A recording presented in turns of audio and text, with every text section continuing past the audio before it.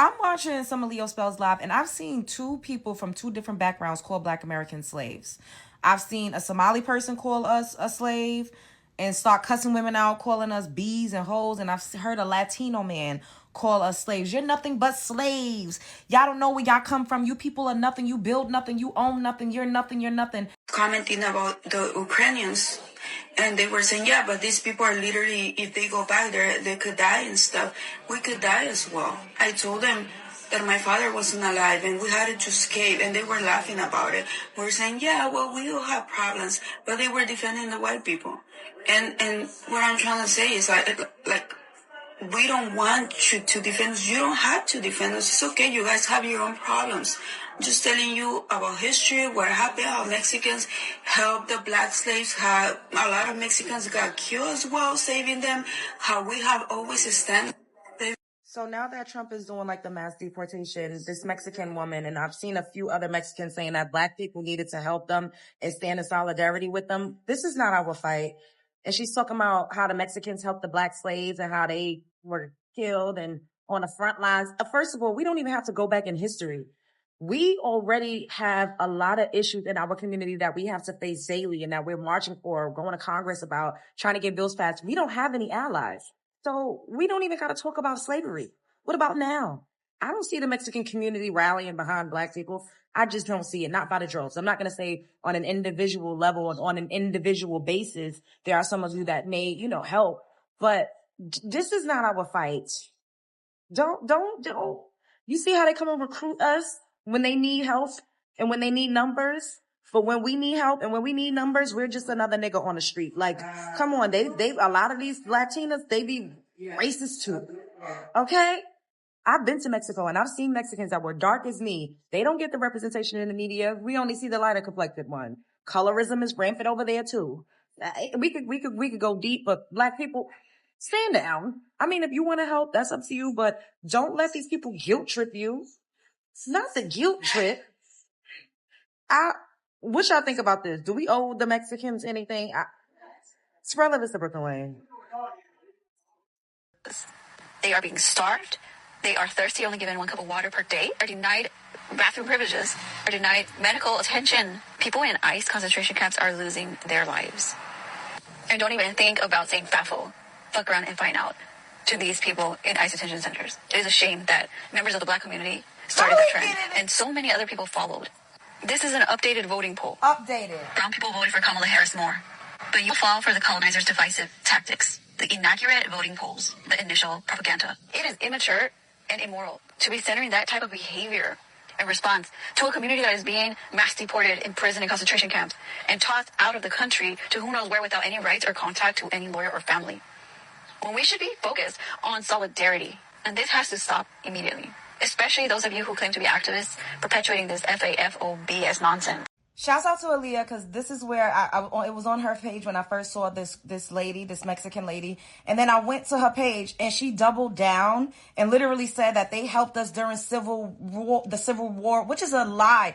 And the Mexicans helped free the slaves. First of all, Mexico had slavery themselves that wasn't abolished until 1829 or 1830 or something, somewhere around there. And the president that abolished slavery in Mexico was Afro-Indigenous.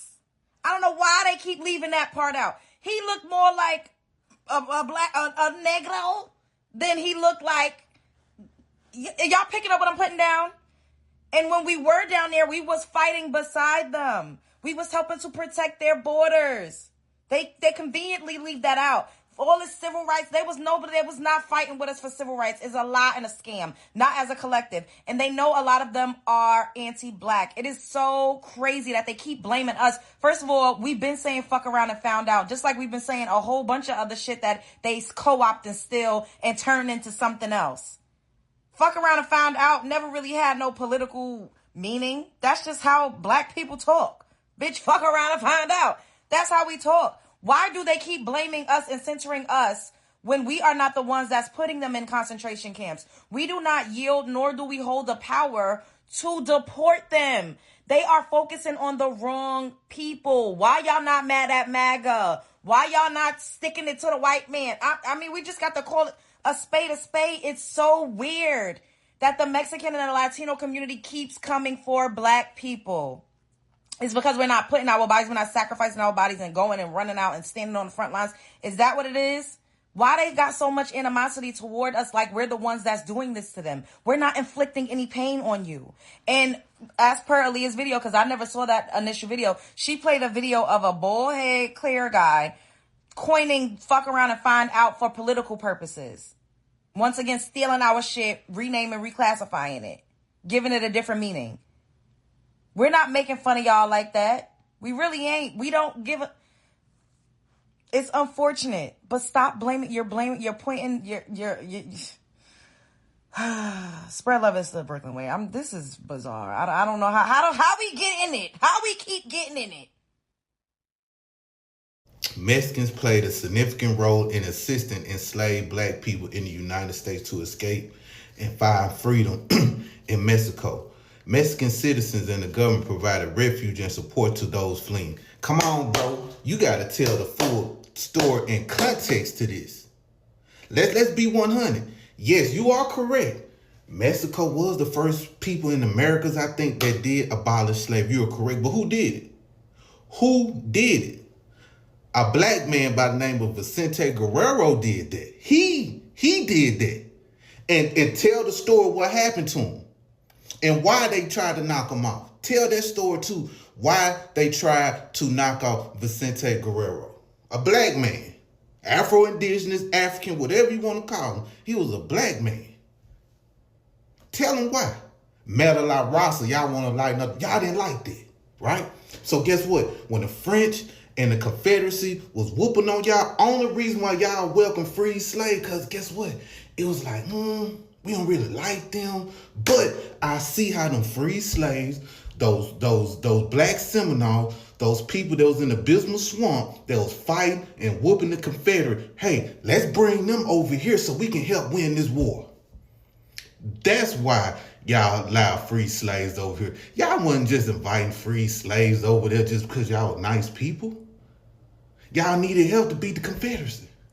If my memory serves, I'm going off the top of my head. If my memory serves correct, I think y'all trying to take Texas or something, reclaim Texas or something to that effect. I might be wrong. But somebody fact check that for me. Vicente Guerrero was the black person that abolished slavery in Mexico. It wasn't you. I'm sorry, it wasn't people, the lighter tone people that freed slaves. And only reason, that abolished slavery. And the only reason why y'all wanted black people from America, like the freed Negroes, the escaped Negroes, the black Seminoles, other black natives on this land, y'all want them over there because y'all knew them boys can fight. You heard what happened, what them Seminoles did to them folks in Florida. Y'all heard what they did to General Dade out there. That's why they got Dade County. Yeah, black folks did that. A lot of them cities in Florida, well, anyway, that's here or there. But yeah, that's why. So black people, when y'all hear people say, hey, Mexico free, hey, we allowed y'all. Nah, they weren't doing that because they were nice. It was all game. They weren't doing that stuff on the kindness of their heart. My people bled for y'all too. They went to Mexico. The freed Negroes went over there, and the escaped Negroes went over there and fought for y'all and bled for y'all. Come on, man. Come on. So tell the truth and shame the devil, as my grandma would say. Let's really talk about this because this situation is bigger than just one video, one woman, or one moment online. It's exposing how people understand support, loyalty, and responsibility, and where those lines start to break. Now, first, let's address the main issue head on.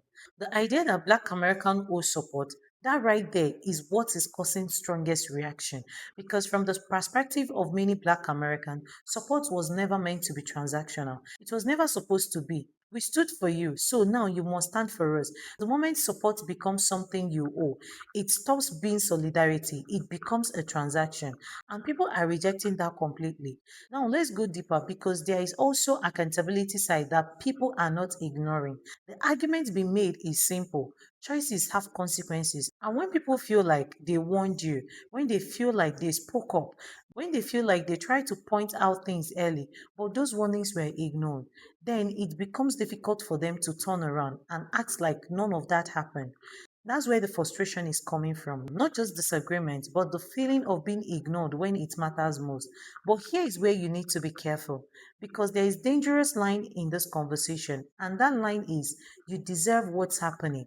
That mindset is risky because at the end of the day, real people are affected, families are affected, lives are affected.